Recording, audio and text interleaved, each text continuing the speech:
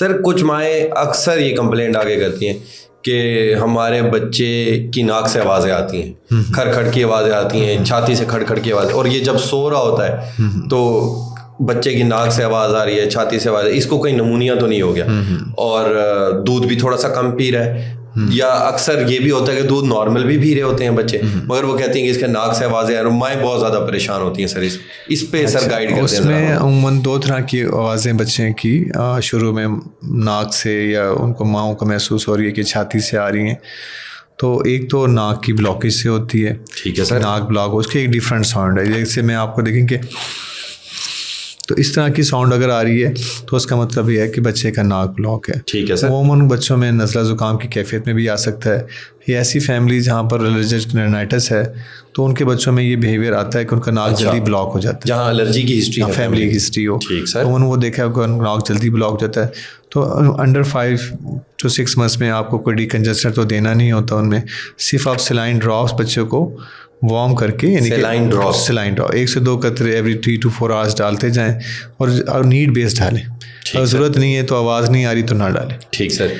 जो ज़्यादा बच्चों माओं को जो वरीसम लगता है, बहुत परेशानी का आवाज़ लगता है, वो गले की आवाज़ें होती हैं जिसको खर की आवाज़ करते हैं। ठीक है, जैसे बच्चा सांस खींच रहा है ना, तो मन अगर आप जो भी बच्चा वो उसको नमूनिया समझती हैं, या डॉक्टर उमूमन जो जिनका ताल्लुक बच्चों की सेहत से नहीं है वो उनको नमूनिया गर्दान कर दवाइयाँ शुरू कर देते हैं।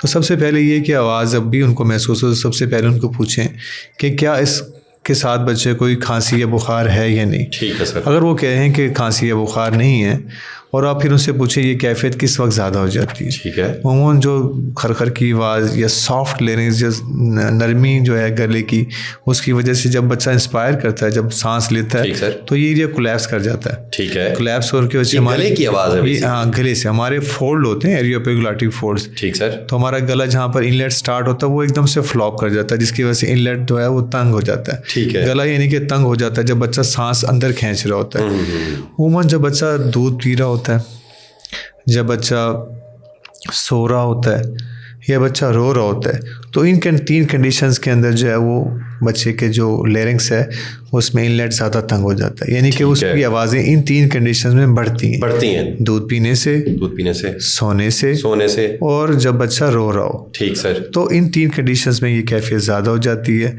तो आपने ये देखना है कि भी ये आवाज़ इस तरह से है, तो उसमें इंटेंसिटी डिफरेंट हो सकती है। तो उमूमन जो है खर की आवाज़ होती है, आप उनको बताते हैं कि ये आवाज़ उमूमन 3-4 माह से लेकर 10-15 माह तक अपने आप ही ख़त्म हो जाती है। ठीक सर। बस आपने ये नोट करना है कि बच्चों को खांसी नज़ला ज़ुकाम ना हो, और जब बच्चा रो रहा हो तो उसकी जो रोने की आवाज़ है वो भी नॉर्मल हो।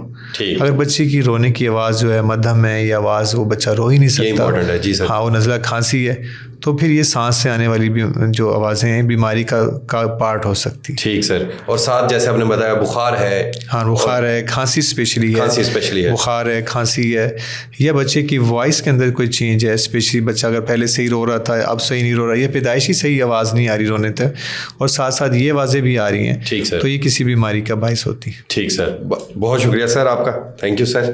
Thank you sir.